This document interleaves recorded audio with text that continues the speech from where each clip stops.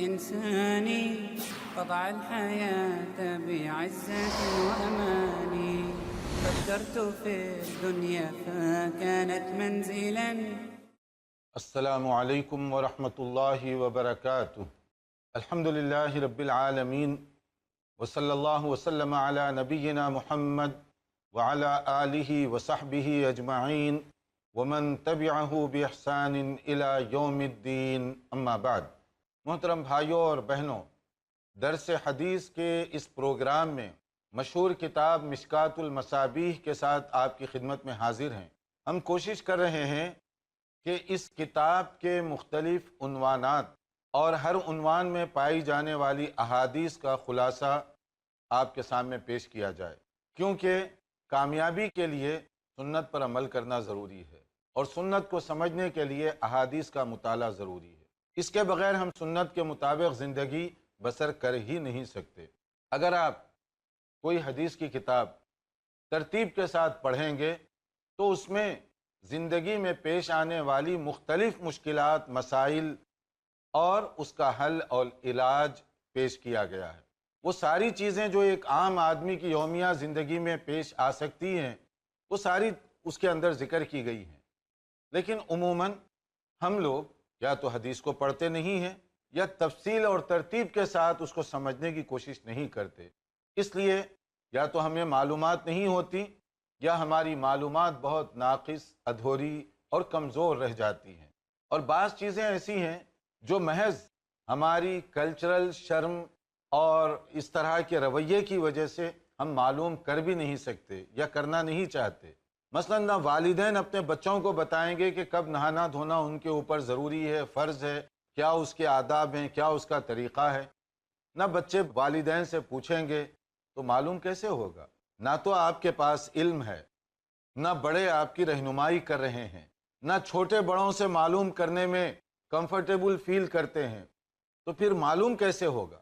نتیجہ یہ ہوتا ہے کہ بہت سارے گھرانے ایسے ہیں جہاں اسلام کی بنیادی جو مسائل ہیں، جو ہر آدمی کے ساتھ جس کا واسطہ ہے، نہانے دھونے کے آداب، اسی طرح سے اور دیگر مسائل لوگوں کو معلوم نہیں ہوتا اور وہ اسی جہالت میں زندگی بسر کیے جا رہے ہیں.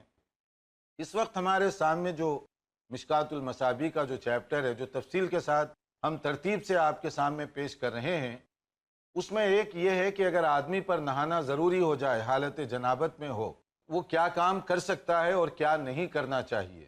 اگر غسل ضروری ہے، مثلا رات میں غسل اس کے اوپر ضروری ہو گیا میاں بیوی کے تعلقات، ازدواجی تعلقات کے بعد، یا اسی طرح سے کسی کو احتلام ہو تو اس کے بعد کیا کرے وہ. اب اس کے سلسلے میں کچھ باتیں بتائی گئیں. آدمی کیا ایسی صورت میں باہر جا سکتا ہے؟ اگر غسل ضروری ہو تو کیا ایسی صورت میں کسی آدمی کے ساتھ ملاقات کر سکتا ہے؟ کیا وہ کھا پی سکتا ہے؟ یہ سارے کام ہاں میں ہیں کہ اگر آدمی پر غسل ضروری ہوا مگر غسل سے پہلے اس کو باہر جانا پڑا، کسی کام سے جا سکتا ہے. کسی سے ملاقات کرنی پڑے، ملاقات بھی کر سکتا ہے. کھانے پینے کی نوبت ہو، وہاں پر بھوک لگی ہوئی ہے، اس کو کھانے کی ضرورت محسوس ہو رہی ہو، کھا پی بھی سکتا ہے. ان چیزوں سے منع نہیں کیا گیا. دیکھیے حدیث میں صحیح بخاری اور صحیح مسلم، اور ہم اپنے اس پروگرام میں کوشش کر رہے ہیں کہ وہ احادیث آپ کے سامنے بیان کی جائیں جو سند کے ذریعے سے ثابت ہوں، صحیح احادیث، کیونکہ یہی ہمارا دین ہے. اور جو چیز صحیح حدیث سے ثابت ہوتی ہے اس میں پھر گنجائش نہیں رہتی کہ میں چاہوں تو عمل کروں، چاہوں تو نہ کروں. جو مسئلہ ثابت ہو گیا اس کو قبول کرنا اور عمل کرنا چاہیے. ایک مرتبہ ایسے ہوا، حضرت ابو ہریرہ رضی اللہ عنہ جو بہت مشہور درجے کے صحابی ہیں اور صحابہ کرام میں حدیث کے بہت ماہر سمجھے جاتے تھے، اسی حالت میں تھے، اپنی کسی کام سے وہ باہر نکلے. اب جب باہر نکلے وہ تو اتنے میں رسول اللہ صلی اللہ علیہ وسلم سے ملاقات ہوگی. اب یہ اپنے اندر ایک شرمندگی محسوس کر رہے ہیں کہ نبی صلی اللہ علیہ وسلم سے ملاقات، وہ بھی اس حالت میں. اب بڑے وہ شرمندہ ہیں، بہت تکلف کے ساتھ آپ کے پیچھے پیچھے تو چل رہے ہیں مگر دل ملامت کر رہا ہے کہ میں نبی صلی اللہ علیہ وسلم کی پاک صحبت میں اس حالت میں کیسے بیٹھوں. اب وہ مسئلہ بھی ایسا ہے کہ بتا بھی نہیں سکتے. تو وہ آہستہ آہستہ جیسے ہوتا ہے نا تکلف کے مارے شرمندگی کے ساتھ گزر رہے ہیں، اور اس کے بعد جب آپ تشریف ایک جگہ ایک مجلس میں آپ بیٹھے، اب حضرت ابو ہریرہ رضی اللہ تعالیٰ عنہ کو موقع ملا تو انہوں نے مجلس سے آہستہ سے کھسک کر وہ فوری بھاگے اپنے گھر، اجازت نہیں لی نبی صلی اللہ علیہ وسلم سے۔ ویسے ہی جیسے کسی وجہ سے کھسک جاتا ہے آدمی، ایسے ہی وہ چپکے سے نکل گئے اور جلدی جلدی اپنے گھر گئے اور جا کر جلدی سے غسل کیا، اور غسل کرنے کے بعد پھر واپس آئے، کیونکہ مقصد یہ نہیں تھا کہ نبی صلی اللہ علیہ وسلم کی مجلس کا بائیکاٹ کریں یا چھوڑ کر چلے جائیں۔ اصل جو مسئلہ تھا اب وہ بتا بھی نہیں سکتے تھے شرمندگی کے مارے، اس طرح سے وہ چلے گئے۔ اور جب دوبارہ آئے، نبی صلی اللہ علیہ وسلم کی جو نظر کرم تھی، آپ تو جانتے تھے نا اپنے صحابہ کرام کے مزاج کو، ان کی طبیعت کو۔ صحابہ کرام تو نبی صلی اللہ علیہ وسلم کی صحبت میں بیٹھنا، آپ کی مجلس میں شریک ہونا باعث سعادت سمجھتے تھے۔ تو ایک صحابی کا اچانک جانا کوئی سبب کے بغیر تو نہیں ہو سکتا، نبی صلی اللہ علیہ وسلم سمجھ گئے۔ اور جب وہ واپس آئے تو نبی صلی اللہ علیہ وسلم نے ان سے دریافت کیا، اینا کنتا یا ابا ہریرہ، یا ابو ہریرہ کہاں چلے گئے تھے؟ اب مسئلہ تھا ان کے لیے، کیونکہ اب نبی صلی اللہ علیہ وسلم جب سوال کر رہے ہیں تو جواب تو دینا تھا۔ تو انہوں نے بتایا کہ اللہ کے نبی صلی اللہ علیہ وسلم، بات دراصل یہ تھی کہ مجھ پر نہانا ضروری تھا اور میری آپ کے ساتھ ملاقات ہو گئی۔ اب میں بڑا شرمندہ سا ہو رہا تھا کہ میں ناپاک ہوں، اور اس طرح آپ کی پاک مجلس میں کیسے بیٹھ سکتا ہوں، اس لیے میں چپکے سے کھسک گیا تاکہ نہا دھو کر جلدی سے واپس آؤں۔ یہ بات تھی۔ آگے چلنے سے پہلے دیکھیے صحابہ کرام اور نبی صلی اللہ علیہ وسلم میں تعلقات کی نوعیت کیا تھی، کتنی محبت اور کتنا پیار ایک دوسرے کے ساتھ پایا جاتا تھا۔ تو حضرت ابو ہریرہ کی اس پریشانی کو سن کر جو انہوں نے کہا کہ میں ناپاک تھا تو اس لیے میں بھاگے بھاگے گیا، تو نبی صلی اللہ علیہ وسلم نے وہاں کیا کہا یہ دیکھیے۔ سبحان اللہ، کیا کہہ رہے ہو تم؟ کیا مومن ناپاک ہوتا ہے؟ مومن ناپاک نہیں ہوتا۔ مطلب یہ ہے کہ اگر اس طرح کی کیفیت ہو تو تمہارا ایمان تو نہیں نکلا، ایمان تمہارا سلامت ہے، تمہارا عقیدہ محفوظ ہے، ظاہری کیفیت اس طرح کی ہے تو جا کر نہا لے، یعنی نہا کر آ جاؤ، یہ کوئی بات نہیں ہے۔ آپ نے مسئلہ بھی بتا دیا، اور ان کی جو غلط فہمی تھی، جیسے کہتے ہیں ناپاکی عرف عام میں بات کو سمجھنے کے لیے اس کو نجاست، ناپاکی، کوئی بھی لفظ آپ استعمال کریں، مگر ایک مومن جو ہے جب تک وہ حالت ایمان میں ہو اس کا حکم ناپاک والوں کا نہیں ہوگا۔ ظاہری یہ کیفیت ہے، اور اس ظاہری کیفیت کو دور کرنے کے لیے غسل رکھا گیا۔ نبی صلی اللہ علیہ وسلم نے ان کی حوصلہ افزائی فرمائی، ان کا جو جذبہ ہے اس کی قدر کی، لیکن جو تکلف وہ کر رہے تھے کہ اس ناپاکی کی حالت میں کیسے ملوں، آپ نے ملاقات کرنے پہ کوئی پابندی نہیں لگائی۔ تو اس سے مسئلہ کیا معلوم ہوا کہ جس پر غسل ضروری ہو وہ کسی آدمی کے ساتھ ملاقات کرے، اس کی مجلس میں بیٹھے، اس کی محفل میں شریک ہو، تو یہ سارے کام وہ کر سکتا ہے۔ اور اسی طرح سے کبھی ایسے ہوتا ہے کہ اگر آدمی رات میں سو رہا تھا اور یہ کیفیت اس کے اوپر ہو گئی ناپاکی کی، تو باقی رات کیا کرے؟ وہ جاگ کر گزارے، یا اسی وقت غسل کرنا ضروری ہو گیا، یا سو سکتا ہے وہ صبح اٹھ کر نہا دھو کر اپنے آپ کو ٹھیک ٹھاک کر لے۔ تو کیا کرنا چاہیے؟ دیکھیے شریعت میں جیسے میں نے کہا ہر چیز کا بہت وضاحت کے ساتھ حکم دے دیا گیا تاکہ کوئی پہلو تشنا نہ رہے۔ تو اس سلسلے میں نبی صلی اللہ علیہ وسلم سے جب پوچھا گیا سئل النبی صلی اللہ علیہ وسلم عن الجنابۃ فی اللیل، حالت ناپاکی میں ہو، غسل ضروری ہو گیا ہو رات میں، کیا کرے؟ تو فقال صلی اللہ علیہ وسلم توضا واغسل ذکرک ثم نم۔ صحیح بخاری اور مسلم کی یہ حدیث ہے۔ کیا آپ نے بتایا اس کا بہت آسان سا طریقہ ہے کہ تم استنجا کر لو، وضو کر لو اور آرام سے سو جاؤ۔ اور یہ وضو جو ہے نماز کے لیے نہیں ہوگا، کیونکہ اس کے لیے تو اس کو نہانا ضروری ہے۔ یہ صرف اپنے آپ کو فریش کرنے کے لیے، اپنے آپ کو تر و تازہ رکھنے کے لیے یہ اس وقت وضو کر لے گا۔ یعنی اگر آدمی کے اوپر غسل ضروری ہو گیا رات میں، فوری نہانا یہ ضروری نہیں ہے اس کے لیے۔ وہ اگر صرف جا کر استنجا کر لے، اپنے پرائیویٹ پارٹس کو دھو لے اور اس کے بعد تھوڑا سا وضو کر لے یا ہاتھ وغیرہ دھو لے اور اس کے بعد سو جائے، ایسے بھی وہ کر سکتا ہے، نمبر ایک۔ دوسرا یہ ہے کہ اگر وہ اسی حالت میں سونا چاہے بغیر پانی کو ٹچ کیے تو بھی وہ سو سکتا ہے۔ تیسرا یہ ہے کہ اگر وہ اسی وقت غسل کرنا چاہے تو بھی غسل کر سکتا ہے۔ تو تینوں باتیں ہیں اس کے لیے درست۔ اسی وقت جب اس کو احساس ہوا کہ میرے لیے نہانا ضروری ہے، جائے اور نہا لے، نمبر ایک۔ پھر بعد میں سو جائے، اپنی نیند بعد میں مکمل کرے۔ نمبر دو، صرف وضو کر لے، نہائے نہیں، سو جائے اور اس کے بعد فجر کے لیے جب جاگے تب غسل کر کے نماز پڑھ لے۔ نمبر تین، بغیر پانی کو ٹچ کیے نہ نہائے نہ وضو کرے، ویسے ہی سو جائے، نیند اپنی پوری کر لے، فجر کے لیے جب جاگے تو غسل کر کے فجر کی نماز پڑھے۔ تو یہ تینوں چیزوں کی گنجائش رکھی گئی ہے۔ اب یہ آدمی کی اپنی سہولت کے اوپر ہے کہ کون سا کام اس کے لیے زیادہ بہتر ہے، اس کے مطابق وہ عمل کر سکتا ہے۔ عجبا عجب لغفلة الإنسان قطع الحياة بعز نمبر دو، صرف وضو کر لے، نہائے نہیں، سو جائے اور اس کے بعد فجر کے لیے جب جاگے تب غسل کر کے نماز پڑھ لے۔ نمبر تین، بغیر پانی کو ٹچ کیے نہ نہائے نہ وضو کرے، ویسے ہی سو جائے، نیند اپنی پوری کر لے، فجر کے لیے جب جاگے تو غسل کر کے فجر کی نماز پڑھے۔ تو یہ تینوں چیزوں کی گنجائش رکھی گئی ہے۔ اب یہ آدمی کی اپنی سہولت کے اوپر ہے کہ کون سا کام اس کے لیے زیادہ بہتر ہے، اس کے مطابق وہ عمل کر سکتا ہے۔ اور ایک مسئلہ اس میں یہ بھی ہے کہ ایسی صورت میں کھانے پینے کی اگر ضرورت پیش آئے تو کیا کرنا چاہیے؟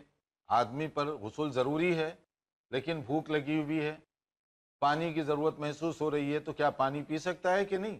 کھانا کھا سکتا ہے یا نہیں؟ یہ سب چیزیں درست ہیں اس کے لیے۔ صرف ہاتھ دھو لے وہ، اس کے بعد کھائے پیے اور پھر جا کر وہ غسل کر لے، یہ دونوں کام وہ کر سکتا ہے۔ جیسے کان نبی صلی اللہ علیہ وآلہ وسلم، ام المؤمنین عائشہ رضی اللہ عنہ فرماتی ہیں کہ نبی صلی اللہ علیہ وسلم، دیکھیے مقدس ترین شخصیت روئے زمین پر انسانوں میں آپ سے اعلیٰ، بہتر، اونچی شخصیت کوئی نہیں آئی، نہ آ سکتی ہے۔ اس کے باوجود آپ کی ساری باتیں کس طرح سے بیان کی جا رہی ہیں تاکہ امت کے لیے رہنمائی ہو سکے کہ ہمیں بعد میں کیا کرنا چاہیے۔ یہ ساری کیفیتیں آپ کے اوپر صلی اللہ علیہ وسلم گزرا کرتی تھیں۔ ام المومنین فرماتی ہیں اذا کان جنبا، کہ آپ کے لیے جب نہانا ضروری ہوتا یہ کیفیت ہوتی، فاراد ان یاکل او ینام، اور آپ جو ہے اس وقت کھانے کا ارادہ فرماتے یا آرام کرنے کا ارادہ فرماتے، تو کیا کیا کرتے تھے؟ توضأ وضوءہ للصلاۃ، جیسے نارمل حالات میں آپ وضو کرتے نماز کے لیے، اسی طرح سے وضو کر کے سو جایا کرتے تھے۔ اور یہ وضو جیسے ہم نے کہا کہ اس کے بعد نماز تو نہیں پڑھ سکتے، لیکن یہ کہ تھوڑا سا انسان کو اپنے اندر ایک فریشنس محسوس ہو، تو اس کے لیے یہ وضو ہوتا ہے۔ اور کسی کھانے پینے کا کچھ لوگ سوال بھی کر سکتے ہیں کہ رات میں کون اٹھ کر کھائے اور کیوں کھائے، تو یہ سب کے ساتھ ضرورت ہو سکتی ہے۔ اسلام سب کا دین ہے، اسلام صرف چند لوگوں کا دین نہیں ہے کہ وہ اپنے ذہن کے مطابق سمجھیں کہ اگر میری ضرورت ہو تو پھر ساروں کی ہوگی، اگر مجھے ضرورت نہ ہو تو گویا ساری دنیا کو ضرورت نہیں ہے۔ ایسے نہیں ہے، سب کے لیے مسئلہ بیان کیا گیا، اور ایسے مسائل جس کو جہاں ضرورت پڑتی ہے آدمی اس کے مطابق اس کو استعمال میں لائے۔ تو دیکھیے اب یہاں پر کب ضرورت پڑتی ہے کھانے پینے کی، اس کی کئی کیفیتیں ہوتی ہیں کہ آدمی ویسے ہی بھوکا ہو، اس حال میں وہ کھانا چاہتا ہے، پینا چاہتا ہے، کھا پی سکتا ہے۔ نمبر دو، رمضان کے مبارک مہینے میں رات میں اگر کوئی اس طرح کی کیفیت ہو تو کیا وہ سحری کھا سکے گا یا نہیں؟ مثلا آپ بیدار ہوئے اور ٹائم اتنا تھوڑا ہے کہ اگر آپ اس موقع پر نہانے کے لیے جائیں گے تو آپ کی سحری رہ جائے گی، کیونکہ ٹائم بہت تھوڑا سا ہے اور فجر کی اذان ہونے والی ہے۔ اب ظاہر ہے کہ فجر کی اذان ہو جائے پھر نہ وہ آپ کھا سکتے نہ پی سکتے، نتیجے میں پورا دن آپ کو بغیر سحری کے روزہ رکھنا پڑے گا۔ تو اب کیا کریں گے؟ پہلے نہائیں گے تو بھوکے رہ جائیں گے، اور اگر پہلے سحری کھا لیں گے آپ کھانا پینا تو پھر اسی حالت میں کھانا پڑے گا جبکہ آپ پر غسل ضروری ہے۔ ایسے موقعوں پر سمپل مسئلہ یہ ہے کہ پہلے آپ سحری کھا لیں، کیونکہ یہ آپ کے لیے ضروری ہے اور سحری کا ٹائم لیمیٹڈ ہے، فجر کی اذان ہونے والی ہے، پہلے سحری کھا لیں اور اس کے بعد نہا لیں اور فجر کی نماز میں شریک ہو جائیں۔ تو اس طرح سے آپ کے تینوں کام ہو گئے، سحری بھی ہو گئی اور غسل بھی ہو گیا، فجر کی نماز بھی مل گئی، کیونکہ آپ کو اذان کے بعد بھی اتنی گنجائش ہوتی ہے کہ آپ غسل مسنون کر کے مسجد پہنچ سکتے ہیں اور نماز میں شامل ہو سکتے ہیں، ورنہ ترتیب اگر الٹی کر دیں گے سحری رہ جائے گی۔ تو اس لیے بتانے کا مقصد یہ ہے کہ اگر ایسے موقعوں پر چاہے وہ رمضان ہو یا غیر رمضان کھانے پینے کی ضرورت پیش آئے تو آدمی اس حالت میں کھا بھی سکتا ہے، پی بھی سکتا ہے، لیٹ بھی سکتا ہے، سو کر آرام بھی کر سکتا ہے۔ ایک موقع پر ایسے ہوا کہ رسول اللہ صلی اللہ علیہ وسلم قضائے حاجت سے تشریف لا رہے تھے، کسی نے آپ کو سلام کیا تو آپ نے فوری جواب نہیں دیا، بلکہ وضو کیا اور اس کے بعد جواب دیا، اور پھر نبی صلی اللہ علیہ وسلم دیکھیے کمال شفقت اور مروت سے ان صحابی کو وضاحت بھی کی، کہیں اس کے دل میں کوئی آزردگی نہ ہو کہ میں نے سلام کیا، پتہ نہیں نبی صلی اللہ علیہ وسلم نے کیوں جواب نہیں دیا۔ پھر آپ خود تشریف لے گئے، کمال مروت، آپ خود تشریف لے گئے اور کہا کہ بھائی اصل میں اس وقت میں وضو سے نہیں تھا اور میں نہیں چاہتا تھا کہ اللہ تعالیٰ کا نام لوں بغیر وضو کے۔ دیکھیے اللہ تعالیٰ کے نام اور اسماء و صفات، اس کا کتنا مقام، کتنا مرتبہ اور کتنا احترام ہے۔ یہ مسئلہ نہیں ہے کہ اگر کوئی سلام کرے آپ وضو سے نہ ہو تو کیا جواب دے سکتے ہیں یا نہیں، فتوے کے اعتبار سے تو جواب دے سکتے ہیں، کیونکہ وضو شرط نہیں ہے سلام کا جواب دینے کے لیے، مگر تقوی اس سے اونچی چیز ہے، اللہ تعالیٰ کی محبت اس سے اعلیٰ چیز ہے۔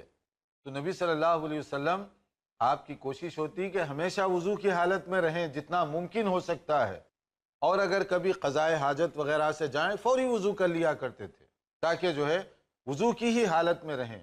تو آپ نے وضو کیا، جواب دیا اور وضاحت بھی فرمائی کہ بھائی تمہارے دل میں کوئی آزردگی نہ ہو، اس وقت میں بے وضو تھا تو میں چاہتا تھا کہ وضو کر کے پھر جواب دوں۔ اور اسی طرح سے ایک موقع پر نبی کریم صلی اللہ علیہ وسلم قضائے حاجت کے بعد تشریف لا رہے تھے، کسی نے سلام کیا، فوری طور پر آپ نے تیمم کیا، جواب دیا، اس کی وضاحت بھی فرمائی۔ تو یہ دونوں مسئلے ہیں اس کے اندر کہ نبی کریم صلی اللہ علیہ وسلم کس درجے خیال رکھا کرتے تھے کہ اللہ تعالیٰ کے پاکیزہ نام، اللہ تعالیٰ کی صفات کا تذکرہ، تو اس موقع پر نبی صلی اللہ علیہ وسلم کی یہی خواہش ہوتی کہ باوضو ہوں اور وضو کے ساتھ اللہ کا نام لیا جائے۔ اس کے بعد ایک اور چیپٹر ہے ہمارا نیا ترتیب کے ساتھ جو ہم مشکات کا خلاصہ آپ کے سامنے پیش کر رہے ہیں، جس میں احکام المیاہ یعنی پانی سے متعلقہ چند احکام اور مسائل بیان کیے گئے ہیں، کیونکہ پانی یہ اللہ تعالیٰ کی بہت بڑی نعمت ہے، اور اگر پانی نہ ہو تو روئے زمین پر نہ سبزہ اگے، نہ جانور رہے، نہ حیوان رہے، نہ انسان زندگی گزار سکے، ہر ایک کی یہ ضرورت ہے۔ اور اگر پانی نہ ہو، نہ سبزہ اگے، نہ ترکاری، نہ پھل، نہ پھول، تو یہ درختوں کے لیے، کھیتی باڑی کے لیے اور ہر ذی روح کی زندگی کے لیے ضروری ہے۔ اللہ کی یہ بہت بڑی نعمت ہے، اس نعمت کی قدر کیجیے۔ اس نعمت کے ذریعے سے منعم حقیقی اللہ رب العالمین کو پہچاننے کی کوشش کیجیے۔ قرآن کریم میں اسی پانی کے متعلق مختلف آیات آئی ہیں اور مختلف اینگل سے اس کا تذکرہ کیا گیا۔ بسا اوقات ہم جب ایک گلاس پانی لیتے ہیں تو ہمارے سامنے وہ ایک گلاس ہوتا ہے اور ہم اس کی کوئی قدر نہیں کرتے۔ اگر اسی ایک گلاس پر ذرا غور فرمائیے کہ وہ پانی آپ کو کہاں سے مل رہا ہے، اور اگر وہ پانی نہ ہو تو آپ کی زندگی ختم ہو جائے، اور وہ پانی کے لینے میں آپ نے کیا پیمنٹ کی ہے، قدرتی طور پر آپ کو پانی فراہم کیا جا رہا ہے۔ دنیا میں پائی جانے والی مختلف قسم کی ندیاں، نالے، نہر، بہت سارے ایسے اللہ تعالیٰ نے ذرائع رکھے ہیں کہ پانی ہی پانی ہے انسان کے لیے، لیکن اگر کبھی کبھی کہیں شارٹیج ہو جائے اس کا تو اس کی زندگی کتنی دوبھر ہو جاتی ہے۔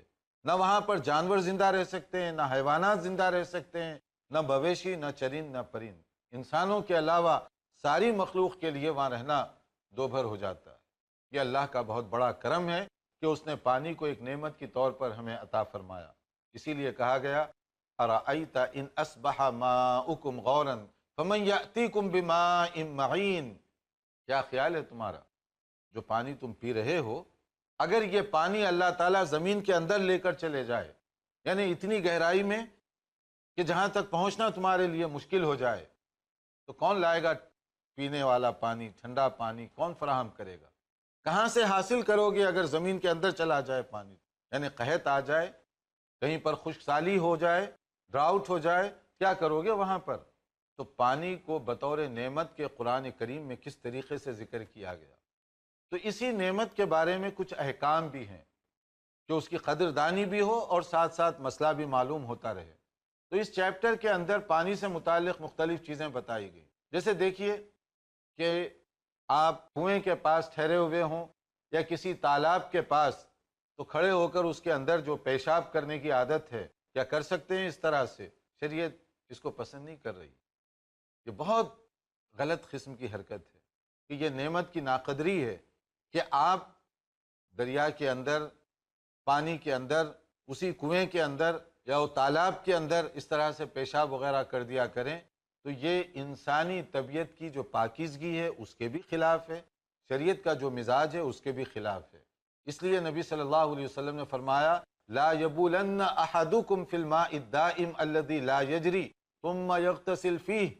صحیح بخاری اور مسلم کی حدیث ہے کہ تم میں سے کوئی ٹھہرے ہوئے پانی میں پیشاب نہ کرے اور پھر اسی میں غسل کرنے کے لیے جائے، نہانے کے لیے، تیراکی کے لیے جائے۔ تو دیکھیے یہ شریعت میں تو حکم دیا گیا، اور نبی صلی اللہ علیہ وسلم نے جو حکم دیا آج سے سینکڑوں سال پہلے، 1400 سال پہلے کا یہ حکم ہے۔ اور آج بہت سارے سوئمنگ پول وغیرہ جو بنائے جاتے ہیں وہاں پر بھی یہی رول ہے کہ آپ وہاں جا کر سیدھے چھلانگ اس میں نہ لگائیں نہانے کے لیے، تیراکی کے لیے، بلکہ اس کا ادب وہاں لکھا ہوا ہوتا ہے، رولز اور ریگولیشن۔ اور خاص طور پر اگر کہیں پر اسٹینڈرڈ قسم کے سوئمنگ پول ہوں تو وہاں پر تو یہ رول لکھے ہوئے ہوتے ہیں کہ پہلے آپ جائیے اور ہلکا سا پہلے نہائیے تاکہ آپ کے بدن میں کوئی میل کچیل ہو تو پہلے ادھر نکل جائے، اور اس کے بعد تیراکی کے لیے چھلانگ لگائیے۔ یعنی یہ ضابطے لوگوں نے بعد میں بنائے، اور شریعت کا ضابطہ دیکھیے سب سے پہلے آیا۔ نبی صلی اللہ علیہ وسلم نے سب سے پہلے یہ قانون گویا کہ بتایا کہ اگر نہر ہو، دریا ہو، تالاب ہو، بہنے والا پانی نہیں، رکا ہوا پانی ہے، اور وہاں پر آپ پیشاب کر دیں اس کے اندر اور پھر غسل کریں، تو یہ چیز جو ہے درست نہیں ہے۔ اسی طرح سے پانی اگر کم مقدار میں ہو، کوئی اس کے اندر نجس چیز گر جائے تو کیا ہوگا اس کا حکم؟ وہ سارا پانی بہا دیا جائے گا۔ مثلا کم مقدار ایک بالٹی پانی ہے اور اس کے اندر پیشاب کا ایک قطرہ گر گیا، دکھائی تو نہیں دے رہا ہے، نہ وہ ایک قطرے کی وجہ سے اس کے اندر کوئی تبدیلی پیدا ہوتی ہے، نہ محسوس کی جا سکتی ہے، نہ رنگ بدلتا ہے، نہ بو پیدا ہوتی ہے، نہ کچھ ہوتی ہے، مگر حکم کیا ہے اس پانی کا؟ وہ سارا پانی آپ کو بہا دینا چاہیے۔ اور کب تک یہ حکم نافذ ہوگا؟ جب تک پانی تھوڑی مقدار میں ہو۔ جیسے ہی کوئی نجس چیز گر جائے اس میں تو وہ سارا ناپاک ہو جائے گا، سارا بہا دیا جائے گا۔ اس پانی سے نہ آپ وضو کر سکتے، نہ غسل کے لیے استعمال کر سکتے، نہ پی سکتے۔ اور اگر پانی زیادہ ہو تب کیا کریں گے؟ کیا سارا پانی بہا دیں گے؟ نہیں، اس موقع پر ایک اور رول ہے۔ پانی اگر زیادہ ہو تو ویسے نہیں بہایا جائے گا، بلکہ اس میں دیکھا جائے گا یا تو اس کا رنگ بدل جائے، پانی کا جو چیز گر رہی ہے اس کی وجہ سے اس کا کلر چینج ہو جائے، یا اس میں اسمیل پیدا ہو جائے، یا اس کا مزہ تبدیل ہو جائے پانی کا، تو اس کا معنی یہ ہوا کہ وہ پانی اب خراب ہو چکا ہے، کیونکہ اس کی لذت ختم ہو گئی، یا اس کے اندر بدبو پیدا ہو گئی، یا پھر اس کا کوئی کلر ہی تبدیل ہو گیا۔ تو پانی زیادہ بھی ہو تو وہ آپ کے لیے مناسب نہیں ہے اس کا استعمال کرنا۔ لیکن اب زیادہ سے مراد کتنا زیادہ؟ کیا ایک تالاب پانی ہو تب یہ حکم ہوگا؟ ایک حوض پانی ہو، یا ایک ٹب پانی ہو، یا ایک ٹینکی پانی ہو، کب یہ حکم نافذ ہوگا؟ تو اس کو حدیث میں کہا گیا دو قلت، قلہ۔ قلہ اصل میں کہتے ہیں جو نارمل ٹب ہوتا ہے اس طرح کا۔ اگر پانی 2 ٹب کے برابر ہو، مثلا ایک رف اندازہ بتایا گیا، اتنا اگر پانی ہو تو سمجھیے کہ وہاں یہ حدیث لاگو کی جائے گی، یا تو رنگ بدلے گا، یا بو، یا پھر اس کا ذائقہ، اس کے بغیر وہ پانی صاف سمجھا جائے گا۔ پانی سے متعلق اور بھی بہت سارے احکام ہیں، انشاءاللہ تعالی اگلی نشست میں حاضر ہوں گے۔ والسلام علیکم ورحمۃ اللہ وبرکاتہ۔ عجبا عجبت لغفلة الإنسان قطع الحياة بعزة وأمان. فكرت في الدنيا فكانت منزلا عندك بعض